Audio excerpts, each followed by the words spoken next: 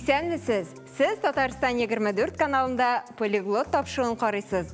Сізнің білән мен Гүлүсә Сыңғатуллина. Бүгінгі тапшыуда яңғыр сүзіне тоқталып бетербіз. Яңғыр бұрынғы түрки яқ яву сүзінен. Искі шығанақларда һәм түрки тілде яғмур һәм яғмыр әйтілішлерді болған. Шунысы қызық, рус тіліндегі ермолка деген түбәтәй кібігірек баш киімінің исімі де яғмур сүзіне барып тұташа. Яғни, оның бұрынғы формасы юмурлық, түркише яғмурлықтан екен. Абдулла Тукайда мәселен жаңғыр язлышы да ашырый. Жаңғыр жава сибәлеп, теймәләп. Ислам диніне қадар бұрынғы ғәрәпләр мифологиясында көк һәм яңғыр алихасы Әллут, яки Әллот дип аталған. Исламда Михаил фәрештә үзе белән яңғыр китерүче. Ғәрәпчә яңғыр метар һәм нәсар. Яңғырның бик күп төрләре бар. Аяк өсте яңғыр дип кыска вакытлы яңғырга карата әйтәләр.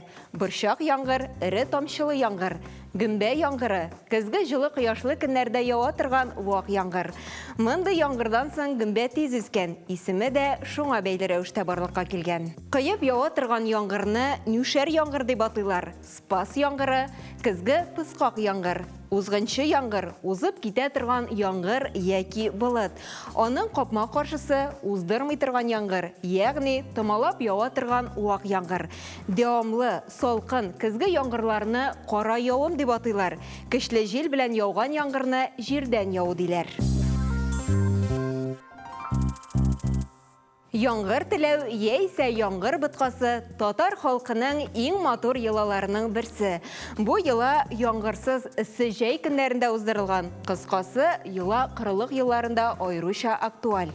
Карга быткасындагы кебек, балалар авыл халкыннан азык-төлек җыеп, су буенда бытка пешергәннәр. Өлкәннәр җир су ияләренә гыйбадәт кылган. Яңғыр яудыруны үтенеп дуга укыган, мәрхәмәт сораган. Балалар кояшка яңғырга мөрәҗәгать итеп шигъри әсәрләр башкарган, уеннар уйнаган, такмаклар әйткән.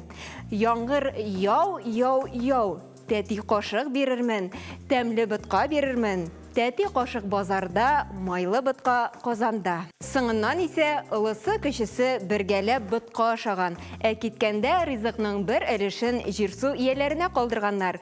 Йыла катнашучыларның бер-берсенә су сибешүе белән тәмамланган.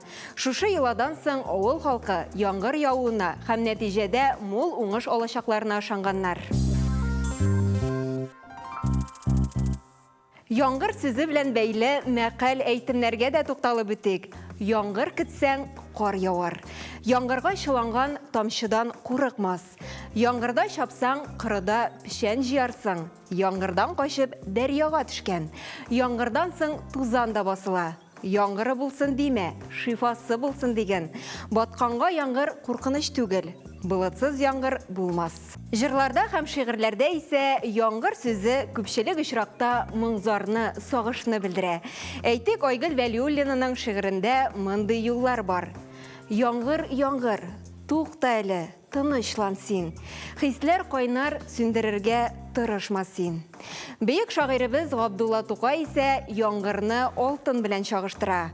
Бұл чиракта яңғыр артыннан балалар йөгерешә, кычкыралар, җиргә дип алтын төшә.